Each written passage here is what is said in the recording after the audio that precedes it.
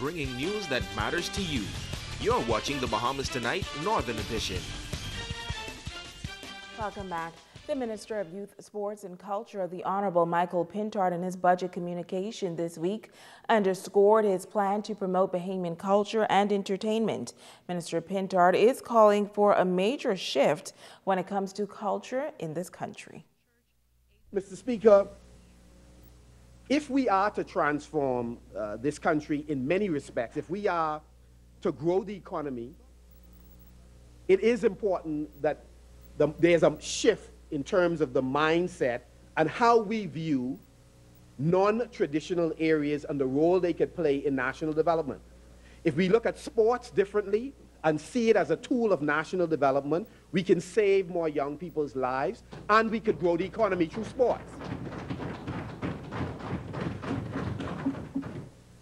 Similarly, if we saw culture for what it is, the things we do and the ways that we do them that make us who we are, we would appreciate that culture can directly contribute to growing the GDP of the Commonwealth of the Bahamas.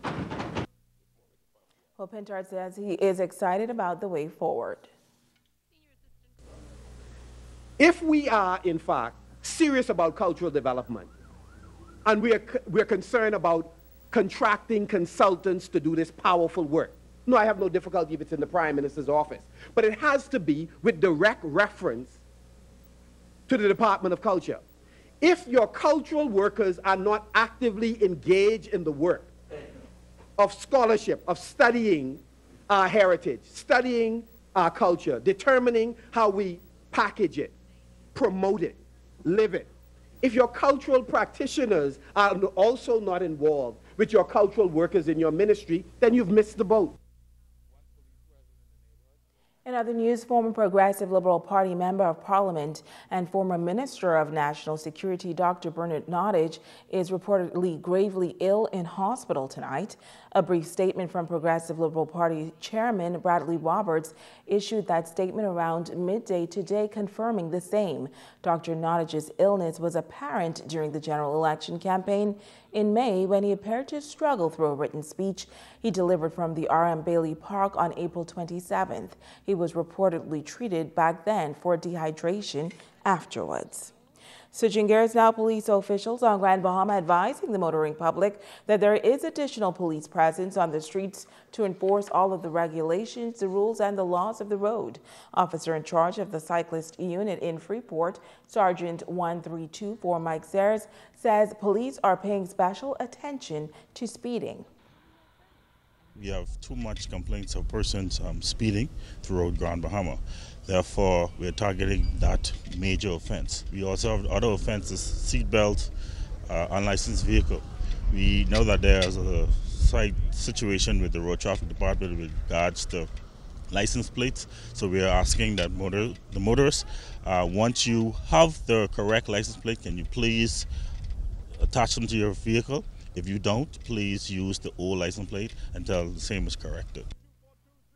Now, the fine for speeding is $100, and of course you are reminded to arrive alive, as the life you save may just very well be your own.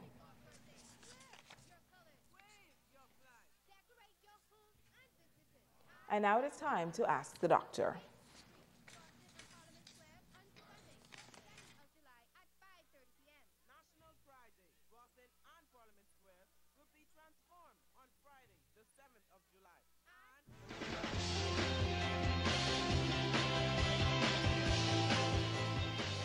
Welcome to Ask the Doctor.